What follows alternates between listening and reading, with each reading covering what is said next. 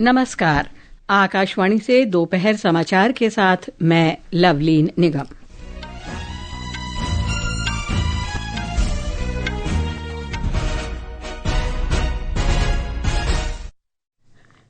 प्रधानमंत्री नरेंद्र मोदी ने असम के डिब्रूगढ़ जिले में मोरन बाईपास पर पूर्वोत्तर की पहली आपातकालीन लैंडिंग सुविधा का उद्घाटन किया।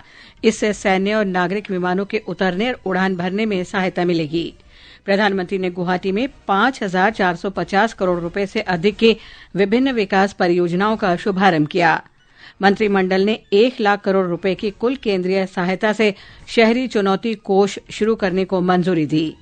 अमेरिका के राष्ट्रपति डोनाल्ड ट्रंप ने पश्चिम एशिया क्षेत्र में दुनिया के सबसे बड़े विमान वाहक पोत को तैनात किया। उन्होंने ईरान के साथ वार्ता के एक और दौर का संकेत भी दिया। और कोलंबो में आईसीसी T20 विश्व कप के ग्रुप मैच में ओमान और आयरलैंड के बीच मैच जारी।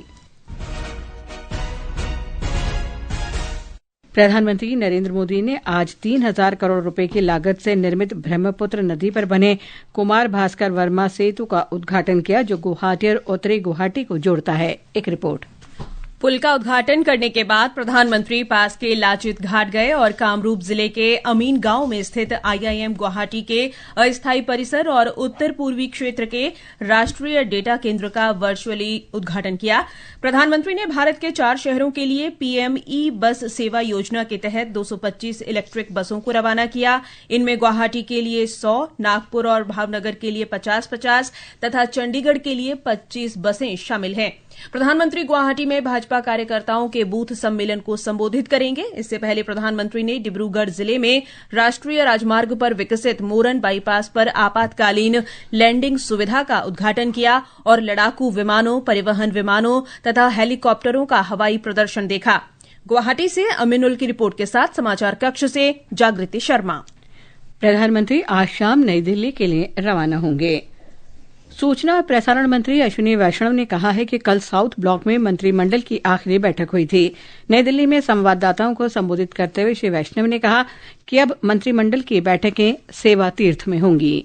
अब सेवा तीर्थ में सारी कैबिनेट्स होंगी। कल इस अवसर पर कैबिनेट में एक रेजोल्यूशन पास हुआ है। 13 फरवरी 2026 को प्रधानमंत्री श्री नरेंद्र मोदी जी द्वारा नया प्रधानमंत्री कार्यालय, जिसे अब सेवा तीर्थ के नाम से जाना जाएगा, राष्ट्र को समर्पित किया गया है। ये केवल स्थान परिवर्तन का क्षण नहीं है, यह इतिहास और भविष्य के संगम के भी पल है। कल हुई मंत्रिमंडल की बैठक में नोएडा सेक्टर 142 से बॉटेनिकल गार्डन तक नोएडा मेट्रो रेल परियोजना के 11.56 किलोमीटर लंबे और 8 एलिवेटेड स्टेशन वाले एक्सटेंशन कॉरिडोर को भी मंजूरी दी गई।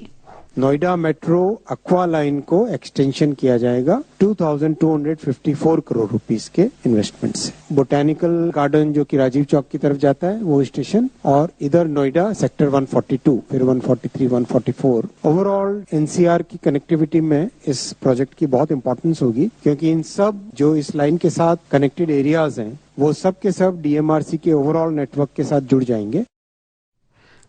मंत्रिमंडल ने 1 लाख करोड़ रुपए की कुल केंद्रीय सहायता के साथ अर्बन चैलेंज फंड के शुभारंभ को भी मंजूरी दी। ये अनुदान आधारित वित्त पोषण के स्थान पर बाजार आधारित सुधार संचालित और परिणाम उन्मुख अवसंरचना निर्माण की ओर देश के शहरी विकास दृष्टिकोण में एक महत्वपूर्ण बदलाव लाएगा। श्री नरेंद्र मोदी जी ने कैबिनेट में अर्बन चैलेंज फंड को स्वीकृति दी है। ये 1 लाख करोड़ रुपीस का प्रोजेक्ट है। इसमें बहुत इनोवेटिव एक मेथड लगाया जाएगा। इस 1 लाख करोड़ के सरकार के इन्वेस्टमेंट से टोटल 4 लाख करोड़ रुपए का इन्वेस्टमेंट आएगा अर्बन एरियाज के लिए। अर्बन प्रॉब्लम्स को सॉल्व करने के लिए इसमें एनकरेज किया जाएगा। टेक्नोलॉजी का बहुत यूज किया जाएगा। टेक्नोलॉजी के माध्यम से अर्बन चैलेंजेस को कैसे दूर करें वो बहुत इसमें ध्यान रखा जाएगा। भारत के बढ़ते स्टार्टअप इकोसिस्टम को एक बड़ा प्रोत्साहन देते हुए मंत्रिमंडल ने startup India fund of funds के दूसरे चरण की स्थापना को मंजूरी दे दी है। इसका उद्देश्य देश के स्टार्टअप इकोसिस्टम को बढ़ावा देने के लिए पूंजी जुटाना है। आप देख रहे हैं इंडिया में स्टार्टअप्स मात्र 300-400 से 2 लाख से ज्यादा अभी स्टार्टअप्स हो चुके हैं और 100 से ज्यादा यूनिकॉर्न्स हैं। स्टार्टअप्स अपने आप में वो एक डेप्थ, वो एक टेक्निकल एक्सपर्टीज क्रिएट हो रही है जिससे कि डीप टेक की तरफ जा रहे हैं। तो startup India fund of funds 2.0, इसमें 10,000 करोड़ रुपीस का गवर्नमेंट की तरफ से फंड रहेगा। साथ में बहुत सारे फंड्स इसके साथ जुड़ेंगे। आर्थिक मामलों की मंत्रिमंडलीय समिति ने देश में बुनियादी ढांचे को सशक्त बनाने के उद्देश्य से कई महत्वपूर्ण परियोजनाओं को मंजूरी दी है। समिति ने दिल्ली, हरियाणा, महाराष्ट्र और कर्नाटक के 12 जिलों को कवर करने वाली रेलवे की 3 मल्टी ट्रैकिंग परियोजनाओं को स्वीकृति प्रदान की। इन परियोजनाओं के पूरा होने से आवाजाही सुगम होगी, माल ढुलाई की लागत में कमी आएगी, तेल आयात घटेगा और कार्बन डाइऑक्साइड उत्सर्जन में कमी आने से पर्यावरण संरक्षण को बढ़ावा मिलेगा। ये सभी परियोजनाएं पीएम गति शक्ति राष्ट्रीय मास्टर प्लान के अंतर्गत विकसित की जा रही हैं। समिति ने असम में राष्ट्रीय राजमार्ग 15 पर गोहपुर से नुमालीगढ़ तक 715 खंड पर 4 लेन की उच्च गति से चलने के उद्देश्य से एक्सेस कंट्रोल ग्रीनफील्ड कनेक्टिविटी परियोजना को भी मंजूरी दी। इस महत्वाकांक्षी योजना में ब्रह्मपुत्र नदी के नीचे लगभग 15.5 किलोमीटर लंबी सड़क सह रेल सुरंग का निर्माण शामिल है। सरकार ने तेलंगाना में हैदराबाद पणजी आर्थिक गलियारे के अंतर्गत गुडेबेलूर से महबूबनगर तक की राष्ट्रीय राजमार्ग 167 के करीब 80 किलोमीटर लंबे खंड को 4 लेन में विस्तारित करने को भी स्वीकृति प्रदान कर दी है। आर्थिक मामलों की मंत्रिमंडलीय समिति ने महाराष्ट्र में NH 160A के घोटी त्रिंबक मोखाड़ा जवाहर मनोर पालगढ़ खंड को बेहतर बनाने और 2 से 4 लेन में करने को स्वीकृति दे दी है। इन सभी परियोजनाओं से देश में आवागमन, औद्योगिक विकास, क्षेत्रीय संतुलन और रोजगार सृजन के साथ नई गति मिलेगी। इससे बुनियादी ढांचे के क्षेत्र में भारत की प्रगति और अधिक सुदृढ़ होगी। ये समाचार हमारी वेबसाइट www.newsonair.gov.in और हमारे न्यूज़ ऑन एआईआर ऐप पर भी उपलब्ध हैं। वाणिज्य और उद्योग मंत्री पीयूष गोयल ने केंद्रीय बजट को 2047 तक विकसित भारत का एक मजबूत आधार बताते हुए इसकी सराहना की है। वे आज इस वर्ष के बजट पर मुंबई में एक संवाददाता सम्मेलन को संबोधित कर रहे थे। श्री गोयल ने इसे आर्थिक वृद्धि, बुनियादी ढांचे के विस्तार और सभी नागरिकों के लिए समावेशी विकास पर आधारित एक खाका बताया।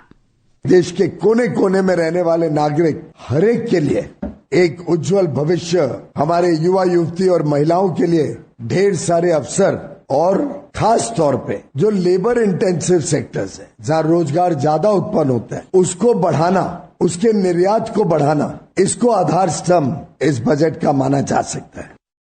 श्री गोयल ने बताया कि बुनियादी ढांचे के विकास के लिए 12,21,000 करोड़ रुपए आवंटित किए गए हैं, जिसका उद्देश्य रसद लागत को कम करना और अर्थव्यवस्था को गति देना है। टेलीमेटिक्स विकास केंद्र सीडॉट ने क्वांटम सुरक्षा क्षेत्र में सहयोग के लिए synergy quantum India private limited के साथ एक समझौता ज्ञापन पर हस्ताक्षर किए हैं।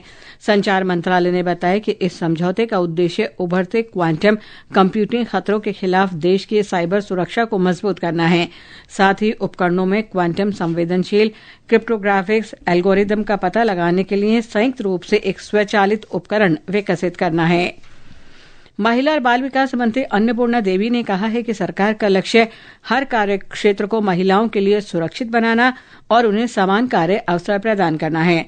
नई दिल्ली में कार्यस्थल पर महिलाओं की सुरक्षा पर आयोजित राष्ट्रीय सम्मेलन को संबोधित करते हुए उन्होंने कहा कि महिला और बाल विकास पोर्टल ने महिलाओं के लिए कार्यस्थल पर अपनी शिकायतें दर्ज कराना आसान बना दिया है। वित्त और कॉरपोरेट कार्य मंत्री निर्मला सीतारामन म्यूनिख सुरक्षा सम्मेलन में भाग लेने के लिए जर्मनी पहुंच गई हैं। वित्त मंत्रालय ने सोशल मीडिया पोस्ट में बताया कि केंद्रीय मंत्री वैश्विक आर्थिक और रणनीतिक मुद्दों पर महत्वपूर्ण चर्चा में भाग लेंगी। सम्मेलन से इतर वित्त मंत्री विभिन्न देशों के मंत्रियों और अपने समकक्षों के साथ द्विपक्षीय बैठकें भी करेंगी। झारखंड में राष्ट्रीय अन्वेषण अभिकरण की विशेष अदालत ने प्रतिबंधित उग्रवादी संगठन People's Liberation Front of India के खिलाफ एक बड़ी कानूनी कार्रवाई की है। अदालत ने इस संगठन की 6 सक्रिय सदस्यों को आतंकवाद, अवैध हथियार रखने और जबरन वसूली से संबंधित मामले में 10 साल के कठोर कारावास की सजा सुनाई है। ये मामला दिसंबर 2018 में लातेहार जिले के बालूमाथ इलाके में हुई छापेमारी से संबंधित है, जहां पर हथियार और गोला बारूद बरामद किया गया था। निर्वाचन आयोग ने पश्चिम बंगाल के सभी जिला चुनाव अधिकारियों को निर्देश दिए हैं कि वे मतदाता सूची की विशेष गहन पुनरीक्षण प्रक्रिया से जुड़े उन दस्तावेजों को अपलोड करें जो आयोग और सर्वोच्च न्यायालय द्वारा अनिवार्य किए गए हैं। आयोग ने स्पष्ट किया है कि जिला चुनाव अधिकारी सुनवाई के दौरान लोगों द्वारा सौंपे गए दस्तावेज की 16 फरवरी शाम 5 बजे तक व्यक्तिगत रूप से समीक्षा करेंगे और अनधिकृत दस्तावेज अपलोड पाए जाने की जिम्मेदारी जिला चुनाव अधिकारियों की होगी। डाक विभाग ने देश की समृद्ध और विविध कठपुतली परंपराओं का उत्सव मनाने के लिए भारत की कठपुतली विषय पर 8 स्मारक डाक टिकटों का सेट जारी किया। विभाग के सचिव वंदिता कौल ने नई दिल्ली में सांस्कृतिक जगत की कलाकारों और सदस्यों की मौजूदगी में ये टिकट जारी किया। इस अवसर पर सुश्री कौल ने कहा कि डाक टिकट राष्ट्र की विरासत के छोटे राजदूत हैं। उन्होंने कहा कि इस विशेष अंक में उन अमर कहानीकारों को सम्मानित किया गया है जिन्होंने पीढ़ियों से भारत की लोक कथाओं और मूल्यों को संरक्षित किया है। उपराष्ट्रपति सीपी राधाकृष्णन, प्रधानमंत्री नरेंद्र मोदी और विदेश मंत्री डॉक्टर एस जयशंकर ने 2019 के पुलवामा आतंकी हमले में जान गंवाने वाले जवानों को श्रद्धांजलि अर्पित की है। उपराष्ट्रपति ने सोशल मीडिया संदेश में कहा कि सुरक्षा कर्मियों का सर्वोच्च बलिदान सदैव याद किया जाएगा और प्रत्येक नागरिकों को एक सशक्त तथा सुरक्षित भारत के निर्माण के लिए निरंतर प्रेरित करेगा। प्रधानमंत्री ने कहा कि शहीद जवानों की राष्ट्र के प्रति निष्ठा, संकल्प और सेवा देशवासियों की सामूहिक चेतना में सदैव जीवित रहेगी। उन्होंने कहा कि प्रत्येक भारतीय उनके अदम्य साहस से प्रेरणा और शक्ति प्रदान करता है। अपने संदेश में डॉक्टर जयशंकर ने कहा कि जवानों का सर्वोच्च बलिदान सीमा पार के आतंकवाद के खिलाफ हमारी शून्य सहिष्णुता की नीति को और दृढ़ करता है। ये समाचार आकाशवाणी से प्रसारित किए जा रहे हैं। ताज़ा समाचार जानने के लिए आप हमारे social media handle x@AIR news Hindi को फॉलो कर सकते हैं। अमेरिका के राष्ट्रपति डोनाल्ड ट्रंप ने दुनिया के सबसे बड़े विमानवाहक पोत यूएसए गेराल्ड आर फोर्ड को कैरिबियन सागर से मध्य पूर्व में तैनात करने की पुष्टि की है। इसका उद्देश्य क्षेत्र में अमेरिकी युद्धपोतों और सैन्य परिसंपत्तियों की क्षमताओं को बढ़ाना है। उन्होंने कहा कि ईरान में सत्ता परिवर्तन अमेरिका के लिए सबसे अच्छी बात होगी क्योंकि प्रशासन सैन्य कार्रवाई करने पर विचार कर रहा है। श्री ट्रंप ने ईरान के साथ वार्ता के एक और दौर का संकेत भी दिया। अबू धाबी स्थित बीएपीएस हिंदू मंदिर की दूसरी वर्षगांठ आज हर्षोल्लास के साथ मनाई जा रही है। प्रधानमंत्री नरेंद्र मोदी ने 2 वर्ष पहले इस मंदिर का उद्घाटन किया था। एक रिपोर्ट। ये स्थल 2024 में उद्घाटन के बाद से आध्यात्मिकता, सांस्कृतिक संवाद और सामुदायिक सहभागिता का एक जीवंत केंद्र बनकर उभरा है। ये सद्भाव, विरासत और साझा मूल्यों का प्रतीक है। मंदिर का निर्माण राजस्थान के गुलाबी बलुआ पत्थर और इटली के संगमरमर से किया गया है। ये मंदिर प्रार्थनाओं, त्योहारों और धार्मिक अनुष्ठानों के लिए संयुक्त अरब अमीरात तथा अन्य स्थानों से आने वाले श्रद्धालुओं को लगातार आकर्षित करता रहा है। ये मंदिर यहाँ के भारतीय समुदाय के लिए आध्यात्मिक केंद्र बन चुका है और साथ ही सभी आगंतुकों का स्वागत करते हुए अबू धाबी को अंतर्धार्मिक संवाद तथा सांस्कृतिक सहिष्णुता के वैश्विक केंद्र के रूप में सुदृढ़ कर रहा है। दुबई से विनोद कुमार की रिपोर्ट के साथ समाचार कक्ष से निखिल कुमार। प्रधानमंत्री नरेंद्र मोदी ने कल बांग्लादेश में बांग्लादेश नेशनलिस्ट पार्टी के अध्यक्ष तारिक रहमान से बात कर चुनावों में शानदार जीत पर उन्हें बधाई दी। सोशल मीडिया पोस्ट में श्री मोदी ने बांग्लादेश की जनता की आकांक्षाओं को पूरा करने के प्रति समर्थन व्यक्त किया है। आकाशवाणी का समाचार सेवा प्रभाग प्रकृति की बात आकाशवाणी के साथ नाम से एक श्रृंखला शुरू कर रहा है। आज इसकी पहली कड़ी में हम पर्यावरण, वन, जलवायु परिवर्तन मंत्री भूपेंद्र यादव के साथ चर्चा कर रहे हैं। हमारा ये कार्यक्रम आज शाम आकाशवाणी गोल्ड पर 5:10 से प्रसारित किया जाएगा। आईसीसी पुरुष T20 क्रिकेट विश्व कप में आयरलैंड ने ओमान को 96 रन से हरा दिया है। कोलंबो में ग्रुप बी के मैच में ओमान ने टॉस जीतकर पहले गेंदबाजी करने का फैसला किया। आयरलैंड ने निर्धारित 20 ओवर में 5 विकेट पर 235 रन बनाए थे। अंत में मुख्य समाचार एक बार फिर। प्रधानमंत्री नरेंद्र मोदी ने असम के डिब्रूगढ़ जिले में मोरन बाईपास पर पूर्वोत्तर की पहली आपातकालीन लैंडिंग सुविधा का उद्घाटन किया। इससे सैन्य और नागरिक विमानों के उतरने और उड़ान भरने में सहायता मिलेगी। प्रधानमंत्री ने गुवाहाटी में 5,450 करोड़ रुपए से अधिक की विभिन्न विकास परियोजनाओं का शुभारंभ किया। मंत्रिमंडल ने 1 लाख करोड़ रुपए की कुल केंद्रीय सहायता से शहरी चुनौती को शुरू करने को मंजूरी दी। अमेरिका के राष्ट्रपति डोनाल्ड ट्रंप ने पश्चिम एशिया क्षेत्र में दुनिया के सबसे बड़े विमानवाहक पोत को तैनात किया और कोलंबो में आईसीसी T20 क्रिकेट विश्व कप के ग्रुप मैच में आयरलैंड ने ओमान को 96 रन से हराया। इसके साथ ही दोपहर समाचार का ये अंक समाप्त हुआ। नमस्कार।